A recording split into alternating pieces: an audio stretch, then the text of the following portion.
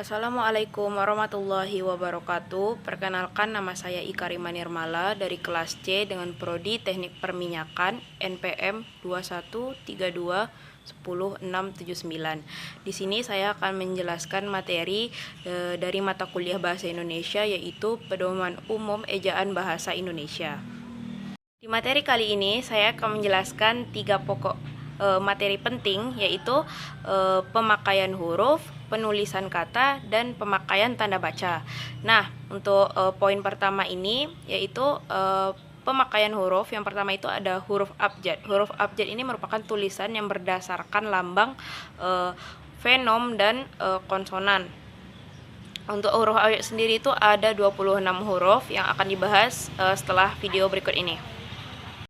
Nah, setelah tadi saya menjelaskan apa itu huruf abjad, pasti terlintas di benak kalian. Oh ya, saya pernah melihat huruf abjad yang bentuknya itu berbeda. Ada bentuk hurufnya yang besar dan ada bentuk hurufnya yang kecil. Nah, bentuk huruf yang besar itu bisa kita sebut sebagai huruf kapital. Huruf kapital ini merupakan huruf besar yang mempunyai bentuk khusus. Dan biasanya huruf kapital ini kita gunakan dalam pembuatan awal kalimat, seperti pembuatan nama. Contoh, Nisa, N-nya itu besar di awal. Nah, ini contoh huruf kapital. Nah, ada juga yang katanya hurufnya berbentuk kecil. Huruf yang berbentuk kecil itu namanya huruf non-kapital. Huruf non-kapital ini adalah huruf kecil yang berasal dari kata dasar huruf yang biasanya kita gunakan dalam pembuatan kata sehari-hari dan pada umumnya. Nah, ini contoh huruf non-kapital. Hurufnya lebih kecil ya daripada huruf kapital tadi. Nah, di sini sudah ada sebuah tabel yang berisikan contoh pemakaian huruf vokal dalam kata. Dan di tabel ini juga sudah ada contoh kata-kata dari huruf vokal yang 5 ini, dan juga sudah dituliskan posisi-posisinya juga beserta kata-katanya. Nah, tetapi di antara 5 huruf vokal ini ada huruf vokal yang sangat menarik, yaitu huruf vokal E. Kenapa huruf vokal E ini menarik? Karena huruf vokal E ini wajib memakai aksen. Kenapa wajib memakai aksen? Karena jika tidak memakai aksen, huruf E ini akan sangat susah membedakan pelafalannya. Nah, huruf E ini juga wajib memakai diakritik. Diakritik ini adalah tanda baca atau tanda tambahan pada huruf yang sedikit banyak mengubah makna huruf tersebut. Misalnya huruf E ini. Nah, ini dia contohnya. Dia kritik aksen, dia hafalkan Contohnya, tiap hari Senin, adik selalu mengikuti apel di sekolahnya. Kata apel di sini tidak merujuk kepada nama buah, melainkan ke istilah upacara bendera yang dilaksanakan di sekolah tersebut. Nah, di sini saya akan menjelaskan hal-hal penting apa saja yang ada di dalam huruf konsonan. Nah, di dalam huruf konsonan ini ada beberapa huruf yang penting untuk kita ketahui guna dan fungsinya. Nah, seperti huruf Q dan X itu sering digunakan untuk nama serta keperluan ilmu. Nah, serta pada huruf X yang berada di posisi awal itu diucapkan tidak X tetapi S. Terus juga ada huruf konsonan C, X, Q, dan Y itu tidak digunakan pada posisi akhir kata dasar bahasa Indonesia. Kalaupun diletakkan dalam posisi akhir, itu digunakan dalam bentuk gabungan huruf konsonan. Seperti contoh si. Contoh kalimatnya arashi. Baru bisa digunakan dia di akhir kalimat. Nah, yang selanjutnya itu ada huruf diftong. Huruf diftong ini merupakan gabungan dari dua huruf vokal yang menghasilkan bunyi rangkap dalam satu hembusan nafas. Nah, huruf diftong ini sering disebut dengan vokal rangkap, yang karena dia tuh terbagi ada 4 ya, ada ai, au, ei, oi. Nah, di sini sudah ada tabel untuk huruf diftong beserta contohnya. Karena ini ada kurang di E-nya dan saya juga punya contoh untuk A yaitu seperti survei. Belakangnya ada A. Nah, yang berikutnya itu ada gabungan huruf konsonan. Gabungan huruf konsonan ini merupakan huruf konsonan yang terdiri dari dua konsonan dan bergabung melambangkan satu bunyi konsonan. Nah, di sini sudah ada satu gambar dan contoh dari gabungan huruf konsonan. Di sini sudah lengkap dikarenakan sudah disertai contoh dari posisi awal, posisi tengah, dan posisi akhir dari contoh gabungan huruf konsonan. Nah, satu hal yang perlu kita ketahui dari gabungan huruf konsonan ini, selain dari 4 ini, berarti gabungan huruf konsonannya itu bisa disebut keliru. Nah, apa contoh gabungan huruf konsonan yang keliru itu? Nah, seperti pada contoh berikut ini. Salat, maghrib, dharma, bakti, ramadan, azan, dan wudhu. Ini adalah salah satu gabungan huruf konsonan yang salah. Huruf kapital. Huruf kapital ini merupakan huruf besar yang memiliki bentuk khusus.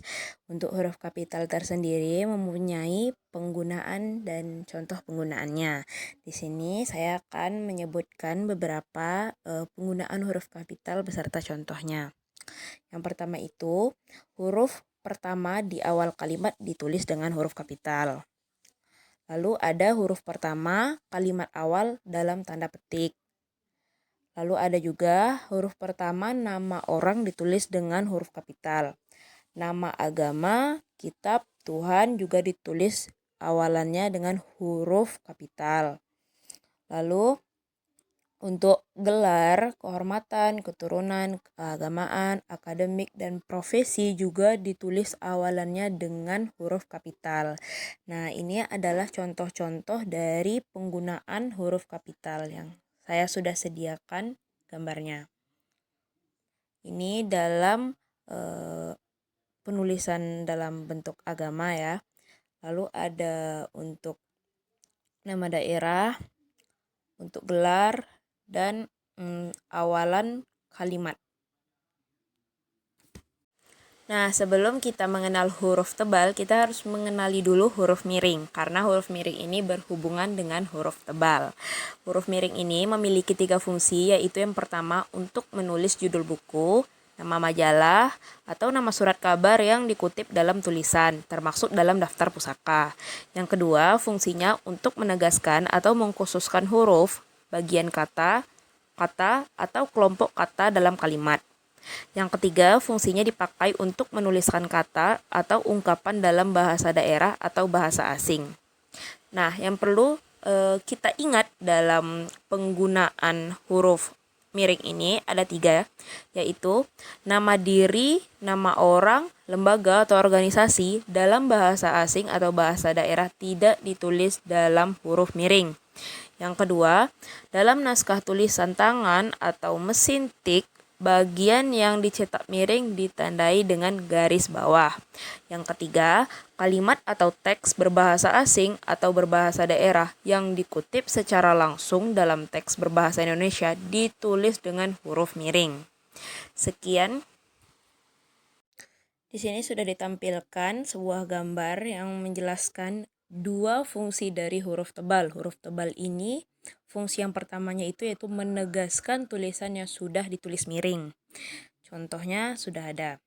Yang kedua, fungsi dari huruf tebal itu adalah menegaskan bagian-bagian karangan seperti judul buku, bab, dan subbab. Seperti contoh berikut. Baik, untuk poin yang kedua yaitu ada penulisan kata. Baik, di materi kedua yaitu ada penulisan kata. Nah, yang pertama itu ada kata dasar. Kata dasar adalah satuan bahasa terkecil yang mempunyai makna. Kata dasar ini juga belum memiliki imbuhan, yang artinya belum bisa mengalami perubahan bentuk dan makna dalam kata. Nah, kata dasar ini dapat diartikan sebagai kata awal untuk membentuk kata yang lebih besar. Contohnya, makan, tidur, baca, tulis, masak, dan sebagainya. Nah, kata dasar ini terbagi 4. Ada prefiks, sufiks, infiks, dan konfliks. Nah, yang pertama saya akan bahas yaitu kata dasar plus prefiks. Nah, prefix itu adalah imbuhan yang diletakkan di awal atau di depan suatu kata dasar. Contohnya, ber, me, per, se, di, ke, ter. Contohnya, beli, membeli, jual, menjual. Yang kedua yaitu ada kata dasar plus infix. Infix ini merupakan bentuk afiks yang ditempatkan di tengah kata dasar, sehingga sering disebut dengan sisipan. Nah, jenis-jenis infix ini meliputi l, in, er. Contohnya seperti gerigi, seruling, gemuruh, dan lain-lainnya. Yang ketiga itu ada kata dasar plus sufiks. Sufiks ini merupakan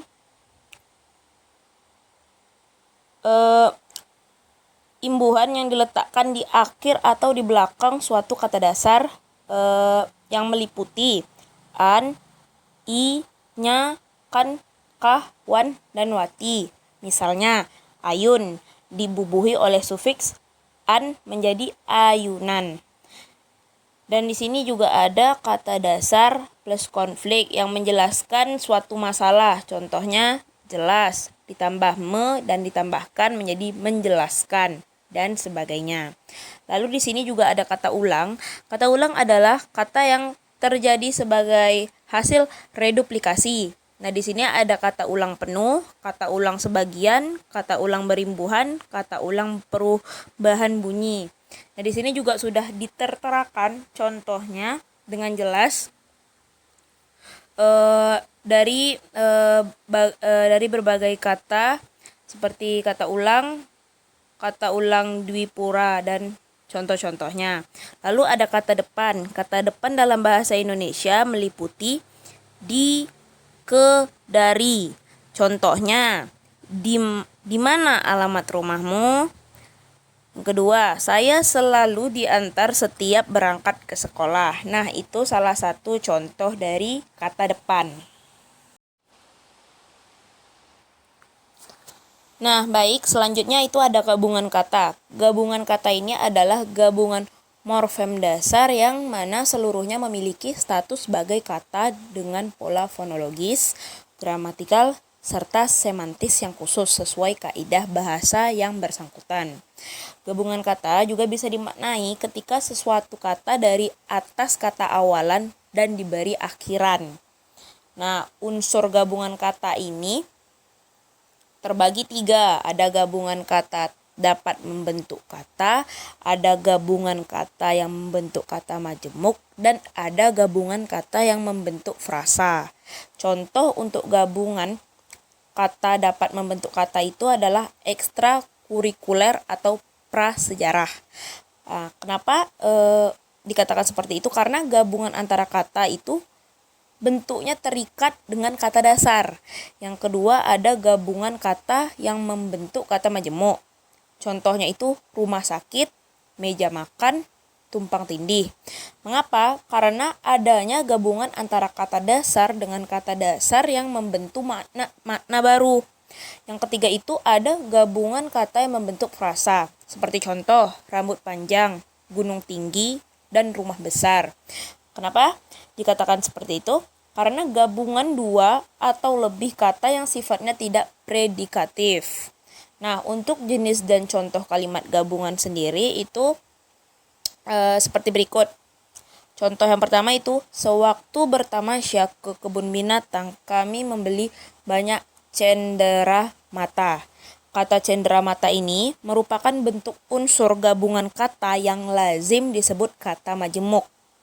Lalu yang kedua ada para orang tua sedang berkumpul di aula sekolah. Kata orang tua ini merupakan unsur gabungan kata yang lazim yang disebut dengan kata majemuk.